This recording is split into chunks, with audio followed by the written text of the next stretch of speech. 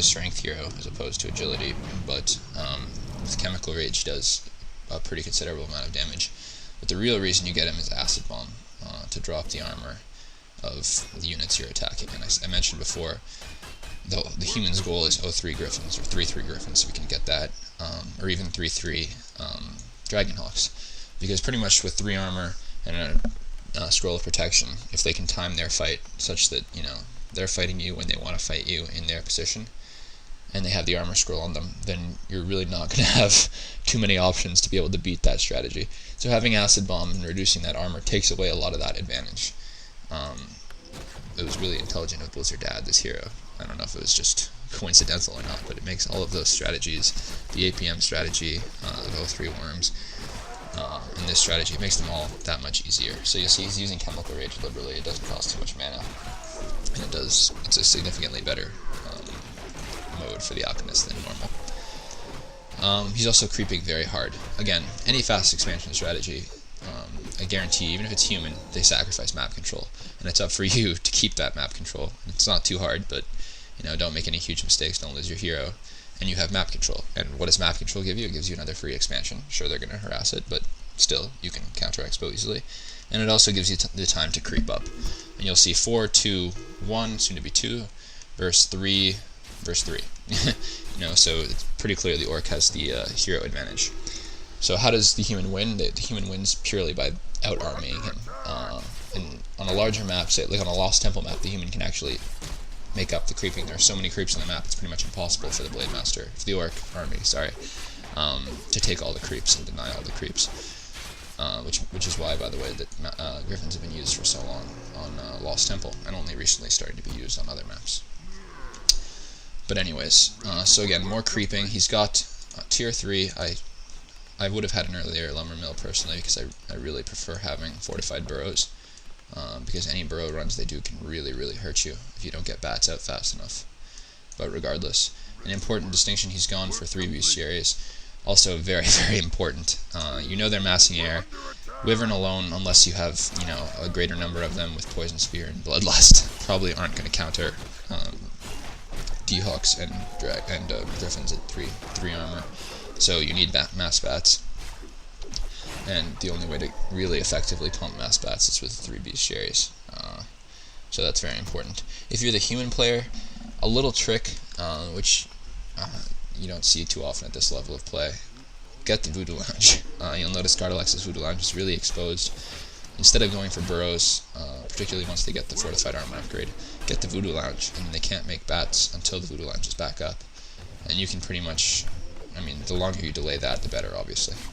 So anyways, Gardalex pushing into his base, you'll see the combination of Hex, Chemical Rage, Acid Bomb, Wyvern Focus. It's pretty deadly to hero killing, even against the Mountain King, and pretty soon the Paladin. Looking at Choo-Choo Bus's base, he has 2 aviaries already up, he's almost castle, and if you look at his D-Hawks, they already have 3 armor. So you can see that was his priority, was getting the armor upgrades, which really makes,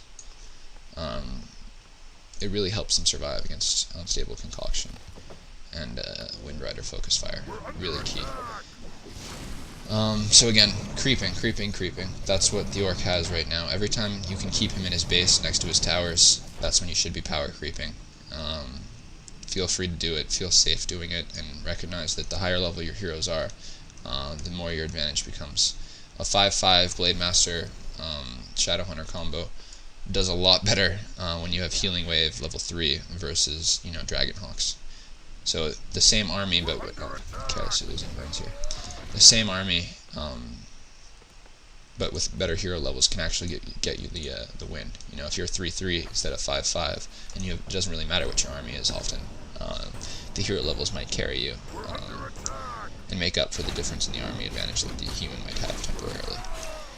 Anyways, one of the nice advantages to Secret Valley, as opposed to other maps, is that the expansion is not only very far from the it's about equal distance, both expansions, a little bit closer to his base than the Orc's base, but the advantage is that there's a health fountain right below it.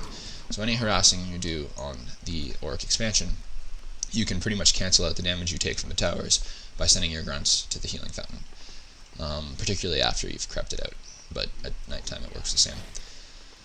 So that's something to keep in mind. I feel like he could have been a little bit more aggressive on the expansion as it was going up, but whatever. And the other nice thing about this map, and this is sort of the reason why I hate this strategy on Echo Isles, the Mountain King strategy, is that there's more than 2 expansions in the map. So basically, if he solidifies one with towers, then you already know that the best you can do is have an equal income advantage, equal amount of income to him, right? You can have one expansion, he can have one expansion, but the problem is, because he has the towers, he's been banking up for a lot longer. You're going to reach 50 food and upkeep a lot faster than he will, and he'll have 3/3 Griffins before you really have the counter to that, necessarily.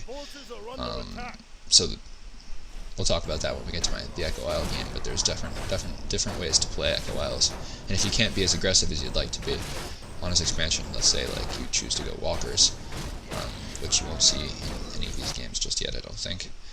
If you do choose to go walkers, then you have to play very aggressively on his expansion, because obviously you're sacrificing earlier Verns and earlier Bat Riders, which are the early counters to what he's going to have. So anyways, looking at foods, 78 versus 72, really, I mean, it's going to be a position thing right now, I think. The Orc does have hero advantage, which is going to be significant, but if the human was to buy an armor scroll, and choose his fight wisely, call militia, build towers at the expansion, it could go either way, quite honestly. So that's important to note at this point. I don't really know why. Oh, Gardilex is suiciding his grunts, I guess, on the human base. It's interesting. I would have just killed them, but the idea being free up food for more bats. Really important too at this point in the game. Smart on his part. You do not want to be stuck with 3 food grunts doing no damage to their massive army. Kill them off. Anyways, he's not detonating a lot of these bats here, which I don't understand, but it doesn't matter. Hero advantage is taking over. You're going to see this paladin go from 310 health to 0 thanks to critical strike, which is always very nice. And it's not, I mean, critical strike's a lot of luck, it's 15%, but if you have a level 5 Blade Master, you expect to be able to kill level 2 heroes like that. It's just a given. So, well done on his part. Looking at food counts, the unfortunate thing for Chuchibus is he went to 56 food, so he went into upkeep. And being in upkeep when you cannot fight your opponent is a really bad thing, especially when it's going to be, the winner is going to be decided based on economy. So that's pretty good for Gardilex. He gets a few more seconds of banking, which you see is happening right now. And now he goes to 52 food. Oh well. Anyways, better upkeep management. Something very important versus the strategy is managing your upkeep.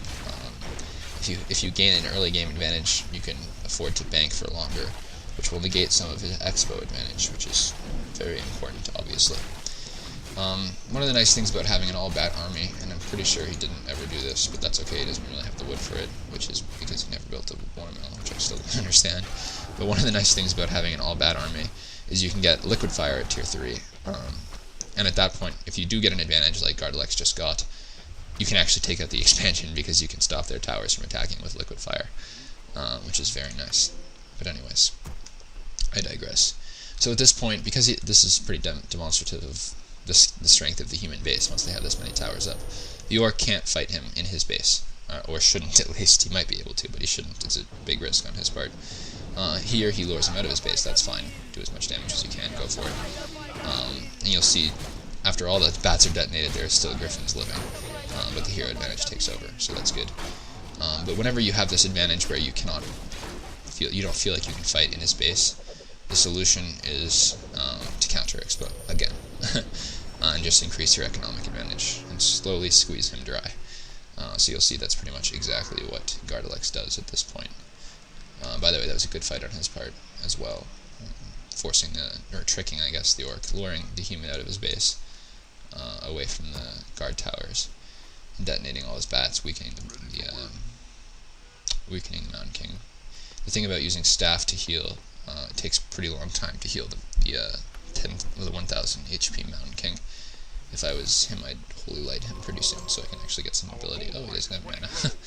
That's unfortunate. But you see, level 2 Paladin, not a big threat. Holy Light level 1 is not too strong, particularly when the Mountain King has 1000 HP, and particularly when the Blade Master is critting for like 300 damage. Then Holy Light's pretty negligible.